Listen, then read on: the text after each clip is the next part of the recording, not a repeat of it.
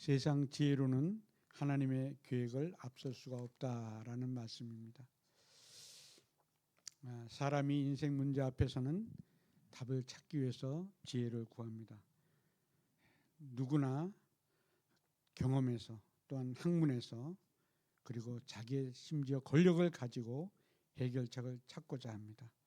그러나 아무리 많은 지혜를 가진 사람 또한 능력이 있고 또한 권력을 가지고 있더라도 절대적으로 하나님의 계획과 하나님의 지혜를 앞설 수 있는 사람은 없습니다.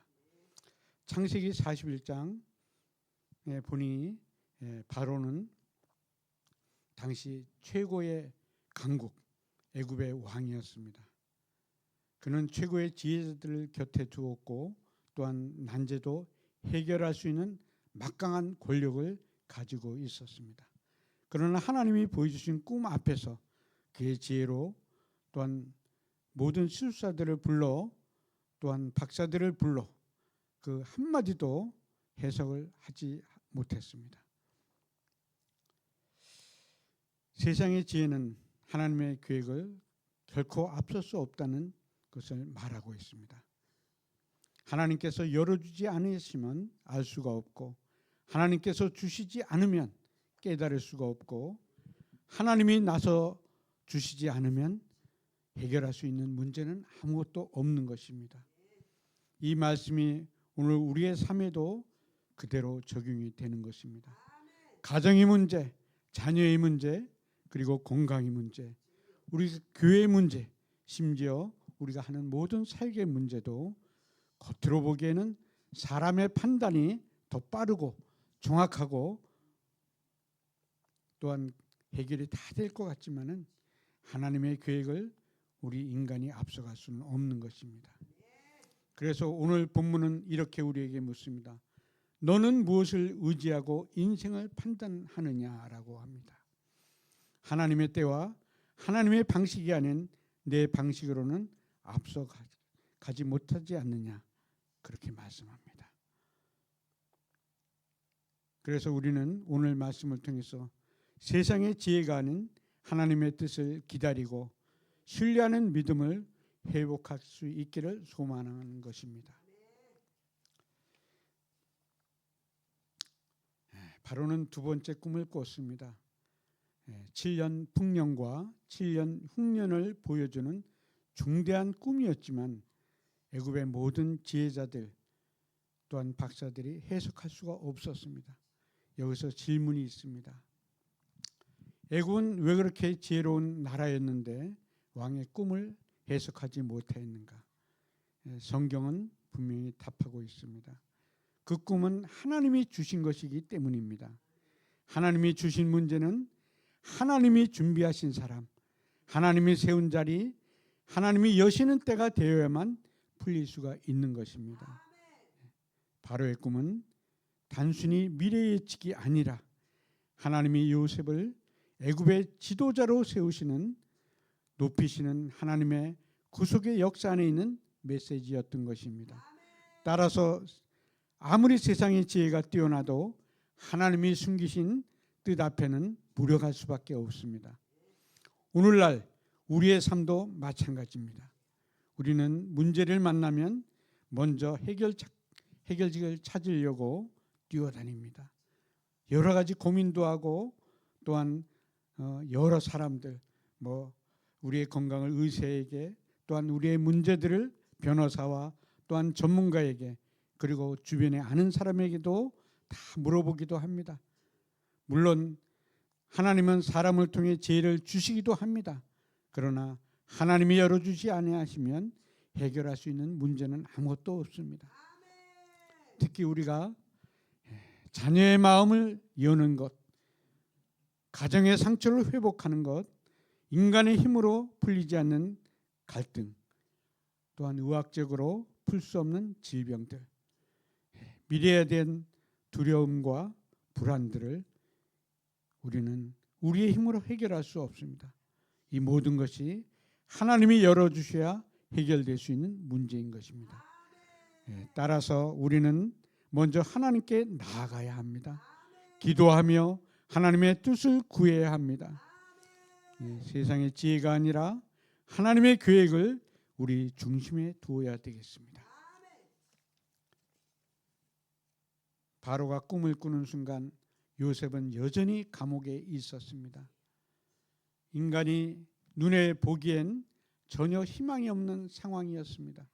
하지만 하나님은 이미 모든 것을 준비하고 계셨습니다. 요셉이 감옥에 들어가게 된 것, 술 맡은 관원장이 꿈을 꾸었던 것도, 또한 바로가 꿈을 꾸고 아무도 해석하지 못한 것도, 관원장이 2년 만에 요셉을 기억하게 된 것도 모두 하나님이 짜놓은 완벽한 퍼즐이었습니다. 하나님의 계획은 언제나 사람의 속도보다 느린 것처럼 보이지만 결과적으로는 가장 정확한 때에 가장 선한 길로 인도하시는 것입니다. 요셉에게 2년은 긴 시간이었습니다. 그러나 하나님의 시간에서는 단 1초라도 틀리지 않은 정확한 선한 길이었습니다. 요셉에게 긴 2년의 시간이었지만 하나님에게는 단 1초도 틀리지 않는 시간이었습니다. 우리도 하나님 앞에서 기다릴 줄 알아야 합니다. 지금 당장 해결되지 않는다라고 해서, 또한 기도해도 변하지 않는다라고 해서 눈에 보이는 그러한 변화가 없다라고 하더라도, 그러나 우리는 하나님을 침묵 속에 기다리고 또한 침묵 속에서 일하고 계신다고 하는 우리 하나님을 기억하고, 또한 그 하나님의 일하심은 언제나 선한 결과로 우리를 이끌어 주신다는 것을 믿어야겠습니다. 바로의 꿈은 결국 요셉을 왕 앞에 세우는 통로가 되었습니다. 이 모든 것은 요셉이 지혜롭기 때문이 아닙니다. 성경은 분명히 말합니다. 하나님이 그에게 알게 하셨다라고 말씀하고 있습니다. 하나님이 열어주시면 감옥에 있어도 왕 앞에 서게 되는 것입니다. 하나님이 부르시면 준비된 사람은 반드시 쓰임받게 됩니다. 하나님이 계획하시면 세상의 모든 길은 열리게 되도록 되어 있습니다. 오늘 우리의 삶에서 또 마찬가지입니다. 사역의 길이 막혀 있습니까? 사업의 길이 막혀 있습니까? 가정과 자녀의 미래가 불확실하게 보입니까? 또한 건강과 형편이 흔들리십니까? 우리 교회의 사역이 더디고 답답해 보입니까? 이것은 우리의 시선.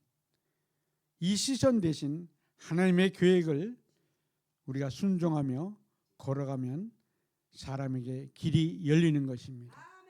하나님은 지금도 철저하게 일하고 계시며 그 계획은 세상 어떤 지혜보다도 높고 완전한 것입니다.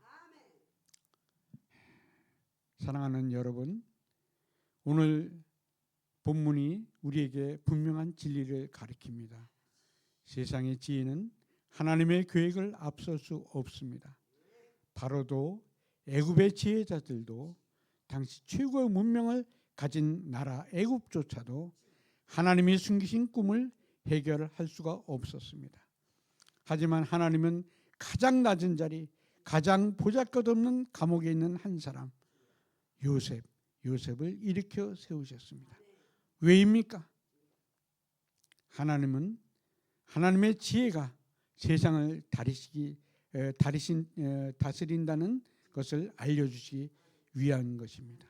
그러므로 우리가 오늘 붙들어야 할 것은 세상의 판단이나 계산이 아니라 하나님의 계획, 하나님의 주권, 하나님의 때를 우리가 깨닫는 것입니다. 우리의 삶에 일어나는 모든 일은 하나님의 역사 속에 있는 작은 조각입니다.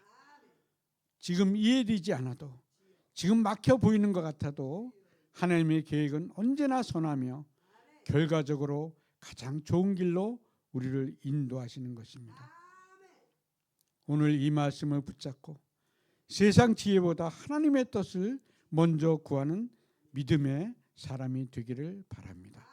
주께서 그 길을 여시고 세상 어떤 지혜보다 뛰어난 은혜로 우리의 삶을 아름답게 이뤄 가실 것으로 믿습니다.